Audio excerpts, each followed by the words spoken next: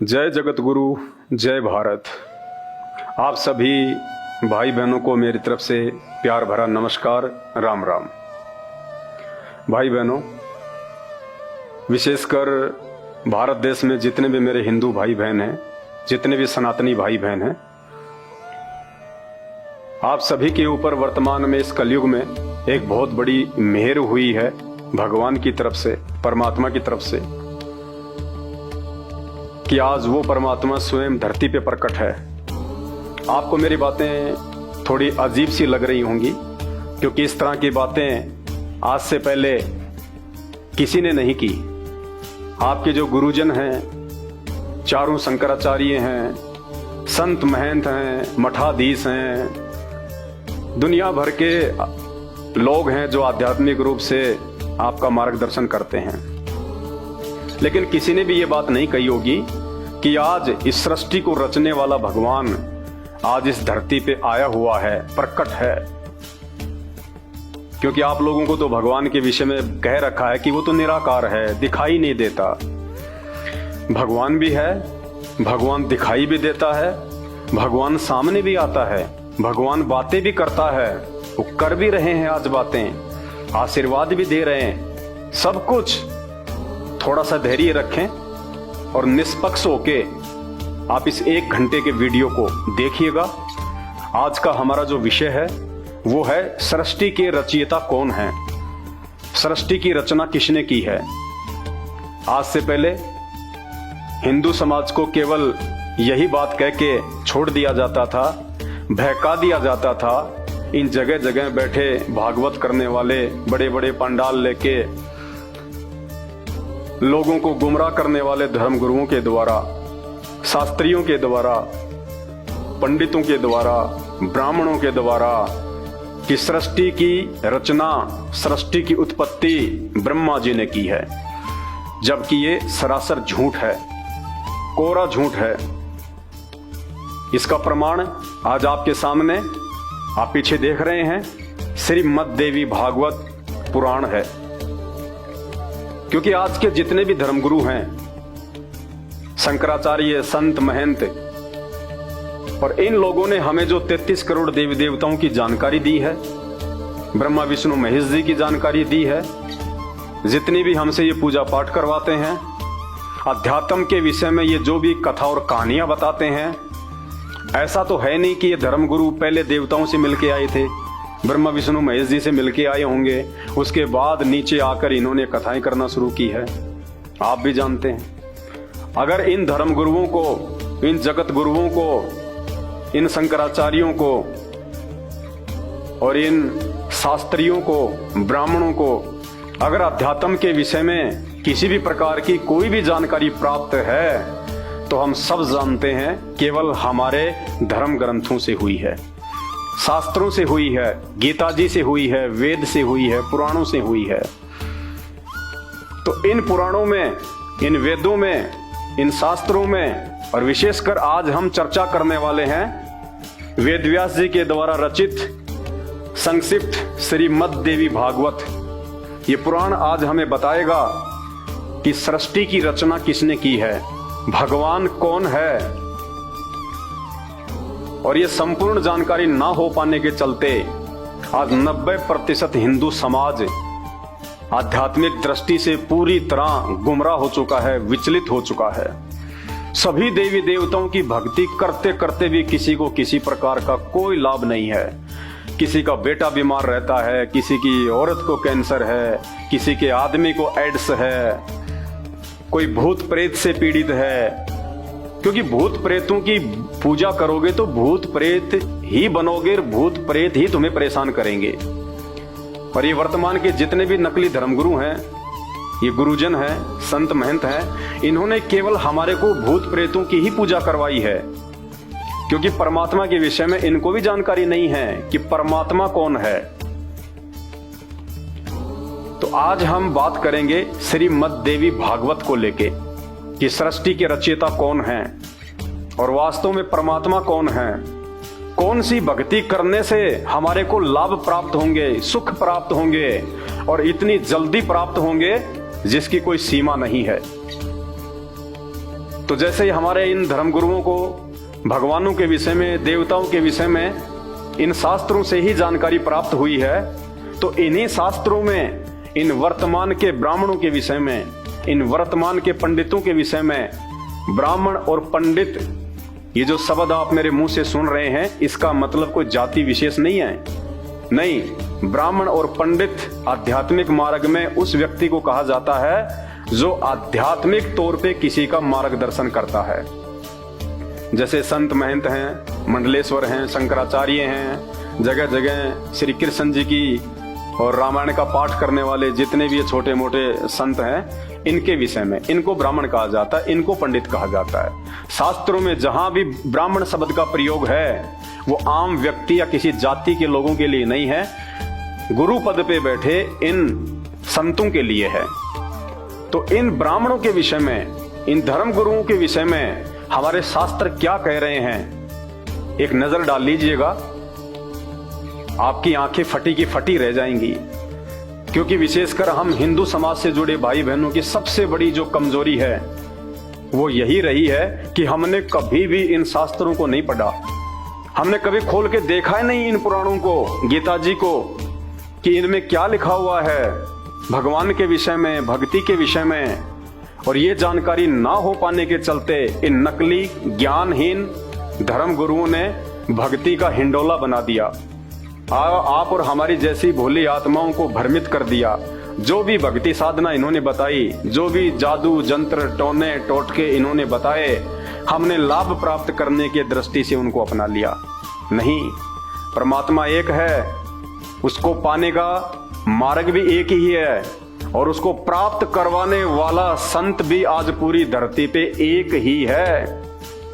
Video को ध्यान से और धैर्य से देखिए। आगे वीडियो शुरू करें उससे पहले हम उस परमपिता परमेश्वर की वंदना करते हैं, उनसे आशीर्वाद प्राप्त करते हैं, ताकि मुझे भी, आप भाई बहनों को उन्हीं से प्राप्त ज्ञान को समझाने में सुविधा हो और आपको भी बड़ी आसानी से ये समझ में आ जाए। परमपिता परमात्मा सारी सृष्टि के रचनहार, कुल मालिक, असंख्य ब्रह्मांडों के स्वामी, जगत गुरु, तीनों लोकों में प्रवेश करके सबका पालन पोषण करने वाले राजाधिराज, आत्माधार, नाथों के नाथ, देवों के देव महादेव, सर्वेश्वर, महेश्वर, मृत्युंजय, अजरो अमर, आदि अनादि, सनातनी प्रभु, जगत पिता जगदीश्वर, श्री श्री 1008 की उपाधि के एकमात्र वास्तविक अधिकारी, शब्द स्वरूपी राम, अकाल मूरत, परम पूज्य, परम धनी, परम संत, परम हंस, संत शिरोमणि, कबीर देव, सतगुरु रामपाल जी भगवान के चरण कमल में हम सभी भाई बहनों का अनंत कोटि दंडवत प्रणाम। तो शुरुआत करते हैं आज के वीडियो की। थोड़ा धैर्य से, थोड़ा ध्यान से सुनने का प्रयास करें, क्योंकि ये जो मानव शरीर हमें परमेश्वर ने दिया है, ये 84 लाख योनियों से भिन्न योनि है, और इसकी कीमत का आकलन नहीं लगा सकते। ये शरीर केवल हमारे को परमात्मा की प्राप्ति के लिए मिलता है, भक्ति करने के लिए मिलता है, ताकि हमारी मुक्ति हो जाए, क्योंकि 84 लाख योनियों में मुक्ति नहीं है इस मानव योनि के अलावा। और इस शरीर को ऐसे ही छोटी मोटी भक्ति करके, किसी भी ऐरे गहरे धर्म गुरु के द्वारा जो भी साधना, जो भी दीक्षा दे दी गई, उसी को फाइनल मान के यदि आप आंख बंद करके करना शुरू कर देते हैं तो मुक्ति संभव नहीं है, उल्टी दुर्गति संभव है। तो वो एकमात्र परमात्मा, उसकी भक्ति और उसकी भक्ति का मार्ग इस पृथ्वी पे आके आज मानव शरीर में उस कबीर परमेश्वर सतगुरु रामपाल जी महाराज जी ने ठीक ठीक बताई है, और अपने मुंह से उआबाई नहीं बताई। ये जितने भी धर्मगुरु जिन शास्त्रों को आधार बना के आपको कथाएं सुनाते हैं, इन्हीं शास्त्रों में से निकाल निकाल के उंगली रख रख के बताई है। इन्होंने केवल आपको मीठी मीठी बातें सुना के, भिलनी और राम की, श्री कृष्ण जी और सुदामा की मीठी मीठी कथाएं सुना सुना के केवल इन्होंने धर्म को धंधा बना के अपना पेट भरा है। इनको आपके सुख दुख से कोई लेना देना नहीं है। तो इन पंडितों के विषय में, इन ब्राह्मणों के विषय में, कि गुरु पद पे बैठे हुए जगह जगह तमाम ज्ञानहीन धर्म गुरुओं के विषय में श्रीमद् देवी भागवत क्या कह रही है कि वर्तमान के जो ब्राह्मण हैं, जो कलयुग के ब्राह्मण हैं, वो क्या हैं, उनका स्वभाव कैसा होगा, उनका चरित्र कैसा होगा, धर्म के प्रति उनका ज्ञान कैसा होगा, सब कुछ हमारे धर्मशास्त्रों में लिखा हुआ है। अगर हम इनको पहले ही अपनी आंखों से पढ़ लेते तो शायद आज हम धोखा नहीं खाते इन नकलियों के चक्करों में आके। आज हम अपनी दुर्गतियां नहीं करवाते, एक परमेश्वर की भक्ति करते, सच्चा सतगुरु बनाते और फिर हमारे सारे काम ऐसे होते बड़ी आसानी से। तो देखिए, श्रीमद् देवी भागवत सचित्र मोटा टाइप, केवल हिंदी, ये गीता प्रेस गोरखपुर से प्रकाशित है। आप इसको किसी भी ऐसी जगह से जहां पे ये मिलते हैं आप लाके 150-200 रुपए का आएगा, आप इसको पढ़िएगा और फिर देखिएगा कि आज तक इन नकली धर्मगुरुओं ने भगत समाज को, हिंदुओं को ये सच्चाई क्यों नहीं बताई। तो ये इसका पेज नंबर 425 है, ध्यान से देख लीजिएगा। और ये छठा स्कंद है, छठा स्कंद और पेज नंबर 425। एथेंटिक है, ओरिजिनल है, किसी प्रकार की कोई मिलावट नहीं है। जो चीजें आपको यहां दिखाई जाएंगी जब आप बाजार से लेके आएंगे वही चीज आपको मिलेगी। तो परम पूज्य सतगुरु रामपाल जी भगवान ने जो शास्त्रों में सच्चाई जो बताई है, दास उन्हीं के आदेश अनुसार, दास उन्हीं के वचन अनुसार सारी चीजें आपको बता रहा है। आप समझने का प्रयास करें और इस काल के जाल से निकलें, इन नकली धर्मगुरुओं को त्यागें जो आपका जीवन बर्बाद कर रहे हैं। आपका मानव शरीर, आपकी श्वासें दिन प्रतिदिन बर्बाद होती जा रही हैं। तो वर्तमान के जो ब्राह्मण हैं, जो पंडित हैं हिंदुस्तान में जितने भी हैं, छोटे से लेके बड़ा, उनके विषय में क्या लिखा गया है। जन्मेजय ने पूछा, ये जन्मेजय कौन था? ये पांडवों का अंतिम वंशज था, राजा परीक्षित का बेटा जन्मेजय। जन्मेजय वेदव्यास जी से पूछ रहे हैं किस युग में धर्म का कैसा स्वरूप है, इस संपूर्ण विषय को विशेष रूप से बताने की कृपा करें। तो व्यास जी क्या बोल रहे हैं, सुनो, मैं इस विषय में तुम्हें एक दृष्टांत दे रहा हूं। साधु पुरुषों के चित्त भी युग के प्रभाव से प्रभावित होकर भ्रम में पड़ जाते हैं। राजेंद्र, जैसे तुम्हारे पिताजी थे यानी राजा परीक्षित, जिन्होंने काल प्रभाव से बहुत अच्छे राजा थे, धर्म में बहुत रुचि थी, उसके बाद भी काल के प्रभाव से उन्होंने एक तपस्वी के गले में मरा हुआ सांप डाल दिया। उस तपस्वी ने उनको श्राप दे दिया, जिस कारण से उनको तक्षक नाग ने डसा और उनकी मृत्यु हुई। तो वेदव्यास जी कह रहे हैं कि जैसे जैसे युग का प्रभाव नीचे गिरता जाता है, जैसे पहले सतयुग था, फिर त्रेता में आए, फिर द्वापर में आए, ये कलयुग आ गया, तो जैसे जैसे युग नीचे आते हैं वैसे वैसे जो धर्म होता है उसकी हानि होती चली जाती है। यद्यपि धर्म में उनकी निष्ठा थी, महात्मा पुरुष थे राजन, फिर भी कलयुग के प्रभाव से उनकी बुद्धि मारी गई और वे ब्राह्मण का तिरस्कार करने में तत्पर हो गए। अन्यथा यताति के उच्च कुल में उत्पन्न हुए वे क्षत्रिय नरेश एक तपस्वी के गले में मरा हुआ सर्प क्यों लपेटते? राजन, ये सब युग का प्रभाव है। राजन, ये निश्चय है कि सतयुग में ब्राह्मण वेद के पूर्ण विद्वान थे, उनके द्वारा निरंतर भगवती जगदम्बा यानी दुर्गा जी का आराधना होती थी। अब देखिए, आप इसको ध्यान से पढ़िएगा। वेदव्यास जी कह रहे हैं कि सतयुग के ब्राह्मण वेदों के पूर्ण विद्वान थे और उनके द्वारा जो पूजा पाठ जो की जाती थी और जो करवाई जाती थी वो किसकी? दुर्गा जी की, जगदम्बा की। जबकि ये सरासर झूठ है, कोरा पाखंड है, इसमें कोई सच्चाई नहीं है। वेदव्यास जी को भी संपूर्ण आध्यात्मिक ज्ञान नहीं था। वेदव्यास जी की ड्यूटी भगवान के द्वारा केवल लिखवाने की थी, शास्त्र लिखवाने की थी। कौन सा भगवान? नकली भगवान। कौन सा नकली भगवान? ब्रह्मा विष्णु महेश का पिता, काल, दुर्गा का पति, जो सबको उलझा के रखता है इस अज्ञान में। तो उस काल के द्वारा वेदव्यास जी की ड्यूटी केवल ये शास्त्रों को लिखने की थी। तो वेदव्यास जी को भी संपूर्ण ज्ञान नहीं है और वेदव्यास जी कह रहे हैं कि सतयुग के ब्राह्मण वेदों के पूर्ण ज्ञाता थे और निरंतर भगवती जगदम्बा की आराधना करते थे।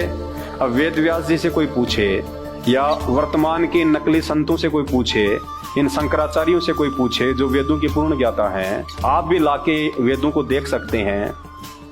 समझ तो नहीं सकते, लेकिन आप उनको जो है वो पढ़ सकते हैं। चारों वेदों में कहीं भी जगदम्बा शब्द नहीं मिलेगा, आपको दुर्गा शब्द नहीं मिलेगा। चारों वेदों में कहीं भी आपको जो है शेरा वाली माता, जगदम्बा, दुर्गा, इसकी पूजा का विधान नहीं मिलेगा, नाम ही नहीं मिलेगा आपको। ना श्री कृष्ण का नाम मिलेगा, ना किसी राम का नाम मिलेगा चारों वेदों में। अरे जब नाम ही नहीं है तो फिर पूजा कहां से आ गई? और इसी देवी भागवत पुराण में ये देवी, ये जगदम्बा स्वयं कह रही है कि मेरी भी पूजा नहीं करनी चाहिए, पूजा मेरे पति की करनी चाहिए, जिसको काल कहते हैं, जिसको ब्रह्म कहते हैं। आगे आपको वीडियो के द्वारा बताएंगे। फिलहाल इस कलयुग के जो ब्राह्मण हैं, वर्तमान के जो धर्म गुरु हैं, ये क्या हैं और कैसे हैं और कितना इनको शास्त्रों का ज्ञान है, वेदव्यास जी बता रहे हैं। राजन, ये निश्चय है कि सतयुग में ब्राह्मण वेद के पूर्ण विद्वान थे। उनके द्वारा निरंतर भगवती जगदम्बा की आराधना होती थी, जो कि कोरा झूठ है। भगवती का दर्शन करने के लिए उनका मन सदा लालायित रहता था। गायत्री के ध्यान, प्राणायाम और जप में वे अपना सारा समय व्यतीत करते थे। माया बीज का जप करना, देखो माया बीज का जप करना, जबकि चारों वेदों में केवल ओम नाम का जाप लिखा हुआ है, केवल ओम नाम। इसके अलावा चारों वेदों में दूसरा कोई भी मंत्र जाप नहीं है। और चारों वेदों का सार गीता जी अध्याय नंबर 8 और श्लोक नंबर 13, ओम इति एक अक्षर ब्रह्म व्यवहारण माम अनुसमरण ये प्रियाति तजम देहम सयाति प्रमाम गतम। केवल एक ओम मंत्र का जाप पूरी गीता जी में, बाकी कोई हरे रामा हरे कृष्णा राधे राधे श्याम मिला दे ओम नमः भागवते कुछ नहीं है। ओम नमः शिवाय कोई मंत्र जाप नहीं है पूरी गीता जी में, चारों वेदों में, एक ओम मंत्र के अलावा। फिर ये माया बीज कहां से आ गया? ये उन ब्राह्मणों की अपनी सोच, मनमुखी सोच, इसीलिए तो आज ये पूरे समाज का बेड़ा गर्क करके बैठे हैं। माया बीज का जप करना उनका प्रधान कार्य था, जबकि गीता जी में चारों वेदों में माया बीज का कोई जिक्र ही नहीं है। मनमुखी, प्रत्येक गांव में शक्ति मंदिर का उद्घाटन हो, इस विषय की उनके मन में बड़ी उत्सुकता रहती थी। प्राय सब लोग सत्य, दया और सोच से युक्त होकर अपना कार्य संपन्न करते थे। तत्व ज्ञान के पारगामी उन ब्राह्मणों को तत्व ज्ञान की तो उन ब्राह्मणों को छींट भी नहीं थी। छींट भी क्या होती है? छींट भी नहीं थी उनको। वो जानते नहीं थे कि ये तत्व ज्ञान होता क्या है। तत्व ज्ञान होना तो बहुत दूर की बात है। उस तत्व ज्ञान से लबालब आज सतगुरु रामपाल जी हैं इस पूरी धरती पे, पूरी पृथ्वी पे। इनके अलावा किसी को तत्व ज्ञान की छींट भी नहीं है। गीता जी अध्याय नंबर 15 श्लोक नंबर 104, गीता जी अध्याय नंबर 4 श्लोक नंबर 34, भगवान कह रहे हैं कि अर्जुन, अगर तुझे पूर्ण आध्यात्मिक ज्ञान चाहिए, पूर्ण मोक्ष की जानकारी चाहिए, 84 लाख योनियों से बाहर निकलना है, और यहां भी अगर तुझे सुख प्राप्त करना है जब तक तेरा जीवन है, तो किसी तत्वदर्शी संत की खोज करके उसके बताए अनुसार भक्ति कर। यानी श्री कृष्ण जी जो कि पांडवों के गुरु थे, वो भी मना कर रहे हैं कि मेरे पास भी कोई भक्ति नहीं है। वो कह रहे हैं कि किसी तत्वदर्शी संत की खोज कर। अगर श्री कृष्ण जी स्वयं ही तत्वदर्शी संत होते तो अर्जुन को कह देते कि मैं ही हूं वो तत्वदर्शी संत अर्जुन, लेकिन नहीं, वो तत्वदर्शी संत ना तो श्री कृष्ण जी को प्राप्त था, ना श्री अर्जुन जी को प्राप्त था। ये आप और हमारा सौभाग्य है कि वो तत्वदर्शी संत आज इस धरती पे संत रामपाल जी के रूप में प्रकट है। तत्व ज्ञान के पारगामी उन ब्राह्मणों द्वारा जो भी कर्म होता था उसमें सत्य, सोच और दया से ये तीनों गुण निहित रहते थे। सतयुग के क्षत्रियों का प्रधान कर्म था प्रजाओं का भरण पोषण करना। वैश्य लोग सदा खेती, व्यापार और गौ की सेवा में तत्पर रहते थे। राजन, उस पुण्य में सतयुग के शूद्रों के मन में सदा यही भावना रहती थी कि हम दूसरों की सेवा करें। उस श्रेष्ठ युग में प्राय सभी वर्ण भगवती शक्ति जगदम्बा की पूजा करते थे। कैसे सुख प्राप्त होगा? जो जगदम्बा खुद अपनी भक्ति करने के लिए इसी देवी भागवत पुराण में राजा हिमालय को उपदेश देते समय कह रही है कि राजन, मेरी भी पूजा व्यर्थ है, मेरी भी पूजा नहीं करनी चाहिए। और ये सतयुग के ब्राह्मण जो अपने आप को ये तत्वज्ञानी समझते थे, ये निरंतर जगदम्बा की ही पूजा करते रहते थे। आपको पता चलेगा, वीडियो ध्यान से देखना आगे। फिर क्या कह रहे हैं? धर्म की यही स्थिति त्रेता में भी रही, परंतु कुछ हास हो गया। यानी सतयुग के बजाय त्रेता युग में धर्म का कुछ पतन हो गया। सतयुग की जो स्थिति थी वह द्वापर में विशेष रूप से डाउन हो गई। राजन, अब देखिए ध्यान से भाई और बहनों, राजन, उन प्राचीन युगों में जो राक्षस समझे जाते थे, कौन से युगों में? सतयुग, त्रेता और द्वापर में जो राक्षस समझे जाते थे, राक्षस, उन प्राचीन युगों में, उन 3 युगों में जो राक्षस कहे जाते थे, जो राक्षस समझे जाते थे, वो कौन होंगे? वे कलयुग में ब्राह्मण माने जाते हैं। आज के ये धर्मगुरु, ये शंकराचार्य, ये ब्राह्मण, ये संत महंत, ये कलयुग, ये सतयुग के राक्षस हैं। कोई अपनी तरफ से नहीं बोल रहा, तुम्हारी आंखों के सामने लिखा हुआ है। मार्केट से 200 रुपए खर्च होंगे, लाके पढ़ लेना। क्या कह रहे हैं ये पुराण? वेदव्यास जी कह रहे हैं जन्मे जी को कि सतयुग में जो राक्षस समझे जाते थे, राक्षस कौन होते हैं? जो लोगों को जो दुखी करते हैं, जो बेवजह लोगों को जो ठगते थे, जो पाखंड करते थे, जिनमें कोई दया नाम की कोई चीज नहीं होती। क्या कह रहे हैं वेदव्यास जी कि राजन, उन प्राचीन युगों में जो राक्षस समझे जाते थे, वे इस कलयुग में ब्राह्मण माने जाते हैं। कली यानी कलयुग, वे इस कलयुग में ब्राह्मण माने जाते हैं। ब्राह्मण ये धर्मगुरु वर्तमान के, जिनको आप अपना गुरुजी कहते हैं। जितने भी सारे के सारे आ गए, नाम लेने की आवश्यकता नहीं है, क्योंकि नाम तो सबका मैं जानता नहीं। एक संत रामपाल जी महाराज जी को छोड़ के, संत रामपाल जी परमेश्वर को छोड़ के, जितने भी देश विदेश में, हिंदुस्तान में नहीं, पूरे विश्व में जितने भी ये जगत गुरु, धर्म गुरु, परमहंस, शंकराचार्य और छोटे मोटे ये भागवत करने वाले, ये सारे के सारे इस देवी भागवत पुराण के अनुसार सतयुग के राक्षस हैं। क्यों हैं? वेदव्यास जी बता रहे हैं कि राक्षस वर्तमान के ब्राह्मणों को क्यों कहा जाता है।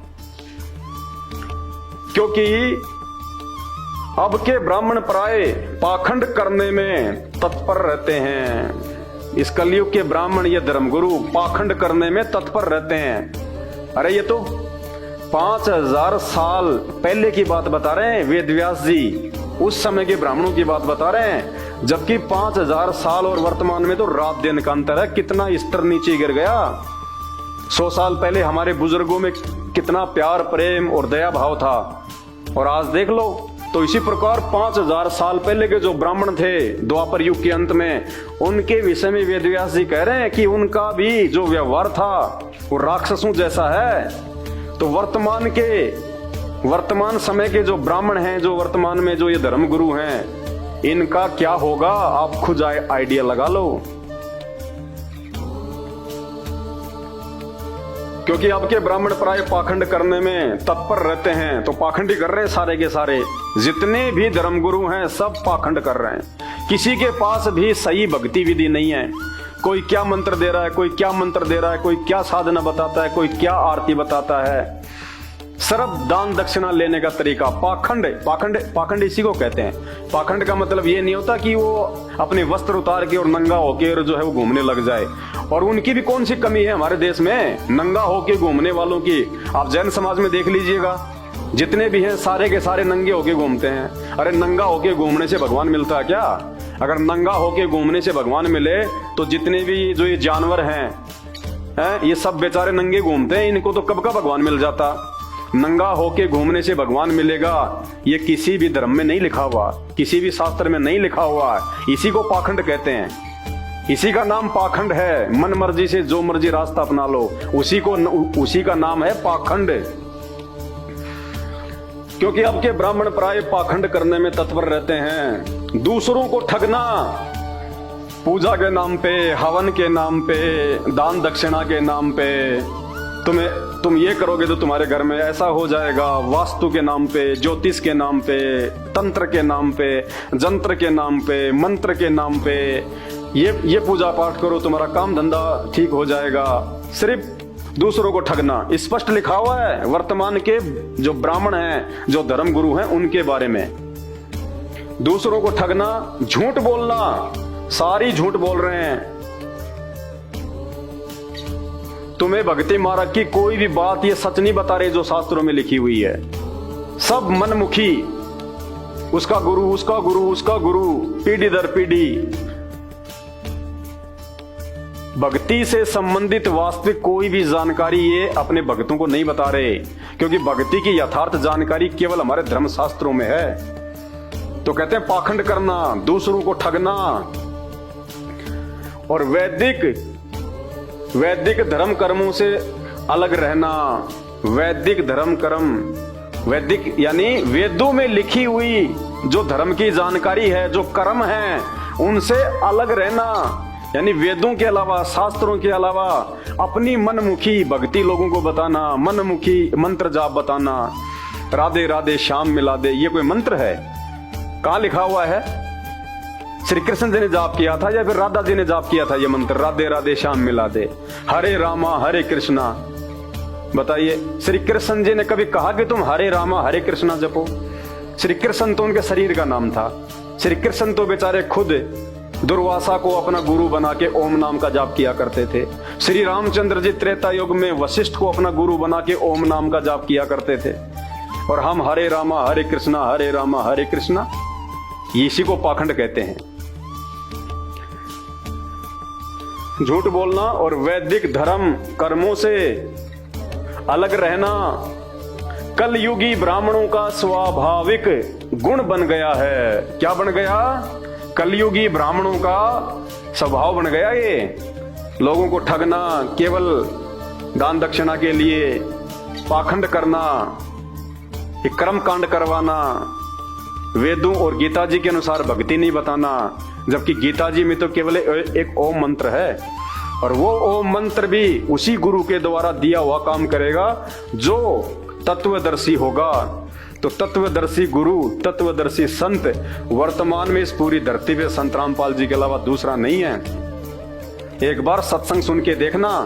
इस वीडियो के ऊपर लिंक में आपको एक सृष्टि रचना का लिंक मिलेगा, 2.5-3 घंटे का सत्संग है। बाकी YouTube पे जाके सर्च करना सृष्टि रचना संत रामपाल जी महाराज, आपकी आंखें खुल जाएंगी कि आज से पहले हम कहां सोए पड़े थे। कलयुगी ब्राह्मणों का स्वाभाविक गुण बन गया है। क्या लिखा हुआ है आगे? वे कभी वेद नहीं पढ़ते। अरे जो वेद ही नहीं पढ़ेगा वो वेद के अनुसार भक्ति कहां से करवाएगा? ये व्यास जी लिख रहे हैं। 5,500 साल पहले के पंडित भी वेद नहीं पढ़ते थे। मनमुखी जाप, मनमुखी मंत्र, मनमुखी साधना, मनमुखी सारे के सारे कर्म कांड। तो वर्तमान के ब्राह्मण तो कहां से वेद पढ़ेंगे? और अगर वो पढ़ेंगे तो कहां से उनको समझ में आएंगे? वे कभी वेद नहीं पढ़ते। शूद्रों की सेवा में तत्पर रहते हैं। यानी कोई भी कहीं भी उनको पूजा पाठ के लिए बुला लो, तुरंत दौड़ चले जाएंगे, क्योंकि अच्छी दान दक्षिणा मिलेगी। शूद्रों की सेवा में सदा तत्पर रहते हैं। दंभ करने वाले लोग कलयुग में चतुर कहलाते हैं। दंभ करने वाले यानी पाखंड करने वाले, अभिमान करने वाले लोग इस कलयुग में चतुर कहलाते हैं। मीठा मीठा बोलने वाले, राम और भिलनी की कथा ढोलक पेटी लेके सुनाने वाले, आपको ऐसे ऐसी हृदय विदारक बातें बताएंगे, मीठी मीठी, आपकी आंखों से आंसू आएंगे। और उस पंडाल से बाहर निकलते फिर वही लड़ाई झगड़ा, मन में टेंशन, सो चिंता, उसका लेना उसका देना। क्योंकि मनमुखी भक्ति से कभी मन शांत हो ही नहीं सकता, चाहे आपको कोई कितना ही अपने स्वार्थ के लिए लुभाने का प्रयास करे। ब्राह्मणों में अभिमान भरा रहता है। अभिमानी हो गए, कोई इनसे सवाल कर ले गोल मटोल कर जाते हैं, जवाब नहीं देते। आप देखते नहीं है देवकी नंदन ठाकुर जी, इनसे माइक पे कोई सवाल कर लेता है कि शिवलिंग के ऊपर दूध चढ़ाने से क्या फायदा है, वो तो गंदगी में जाता है। आप देखते हैं उनके वीडियो कैसे डांट मारते हैं। अरे भैया, वो लोग शास्त्र पढ़ के तुमसे सवाल कर रहे हैं, तुम भी शास्त्र पढ़ के जवाब दो जो लिखा हुआ है जो शास्त्रों में। शिवलिंग की पूजा कहाँ लिखी हुई है, कौन से वेद में लिखी हुई है? गीता जी में कहाँ कहा है कि आपको शिवलिंग की पूजा करनी चाहिए? मनमुखी साधना खुद भी कर रहे हो, लोगों को भी करवा रहे हो, अंत में खुद भी नरक में, तुम्हारे भगत भी नरक में। तो क्या कह रहे हैं व्यास जी? देखो, ये बातें मैं नहीं बोल रहा अपनी तरफ से, ना मेरे गुरुदेव ने बोली अपनी तरफ से। जिन धर्मशास्त्रों को आप जी हिंदू समाज के मानते हो और बिल्कुल विश्वसनीय मानते हो, उन्हीं शास्त्रों में लिखा हुआ है, ये झूठ नहीं है। अनेक प्रकार से असत धर्मों के प्रचार करने वाले, मनमुखी प्रचार करने वाले कितने ही ब्राह्मणों का ऐसा स्वभाव बन गया है कि वे वेदों की निंदा करते हैं। वेदों की निंदा करने का मतलब, वेद पढ़ेंगे आपके सामने, रखे हैं चारों वेद, आपको वेदों से पढ़ाएंगे, लेकिन उन वेदों में लिखी गई बातों के विपरीत आपको भक्ति और भगवान की जानकारी देना, उसको कहते हैं वेदों की जो है वो निंदा करना। यानी वेदों के विपरीत आध्यात्मिक ज्ञान देना वेदों की निंदा करना होता है। वेदों की निंदा करते हैं, उनके मन में क्रूरता भरी रहती है, दुष्टता भरी रहती है उनके मन में। वे धर्म का कभी पालन नहीं करते और व्यर्थ वाद विवाद में लगे रहते हैं। इनको टीवी चैनलों पे कोई भी बुला ले डिबेट के लिए, आपस में मुर्गे की तरह लड़ते हैं। मैं नीचे ना गिर जाऊं, मैं नीचे ना गिर जाऊं, चाहे झूठ बोलना पड़े, चाहे पाखंड करना पड़े, कुछ भी करना पड़े, मुर्गे की तरह लड़ते हैं आपस में ये। तो क्या कह रहे हैं यहाँ पे वेदव्यास जी? वे धर्म का कभी पालन नहीं करते और व्यर्थ वाद विवाद में लगे रहते हैं। कोई सवाल कर ले तो फालतू की बातों से उसको शांत कर देते हैं।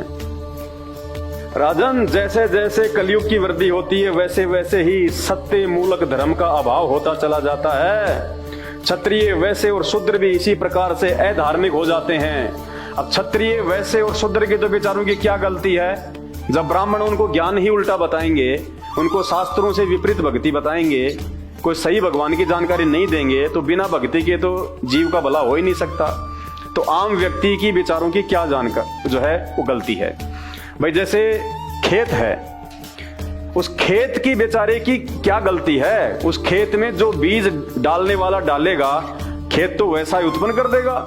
खेत में अगर भांग डालोगे तो बेचारा भांग पैदा कर देगा, गेहूं डालोगे तो गेहूं पैदा कर देगा। वो तो डालने वाले की गलती है, वो कौन सा बीज डाल रहा है। तो भक्तों की कोई गलती नहीं है, आप और हमारी कोई गलती नहीं है। हमें जैसा इन धर्म गुरुओं ने भक्ति बता दी, हमने वैसी कर ली और आज सबके सब दुखी हैं। सबके घर में महाकष्ट, लड़ाई झगड़े, बीमारी, किसी को सुख नहीं है। भक्ति करते करते भी ना किसी की कोई मर्यादा है। भक्ति भी कर रहे हैं, आरती भी कर रहे हैं, मन में आए तब अपना कोई नशा भी कर लेते हैं, मांस भी खा लेते हैं, गुटखा और जर्दा भी खा लेते हैं। चोरी जारी, रिश्वतखोरी, भ्रष्टाचारी, मिलावट करना, क्योंकि मर्यादा नहीं है। मर्यादा हो ही नहीं सकती जब तक आप शास्त्रों के अनुसार भक्ति और अपना सच्चा गुरु बना के नहीं करोगे, तब तक आपकी मर्यादा रह ही नहीं सकती। और बिना मर्यादा के आपको भक्ति से कोई लाभ नहीं मिल सकता। इसी प्रकार से अधार्मिक हो जाते हैं। यही दशा कलयुग में इत्र वर्णों की भी है। पाप करने और झूठ बोलने में किसी को कोई हिचक नहीं है। राजन, शूद्र के धर्म से संबंध रखने वाले कलयुगी ब्राह्मण सदा प्रतिग्रह लेने में तत्पर रहेंगे। और भी बहुत सारी बातें इसमें लिखी हुई है।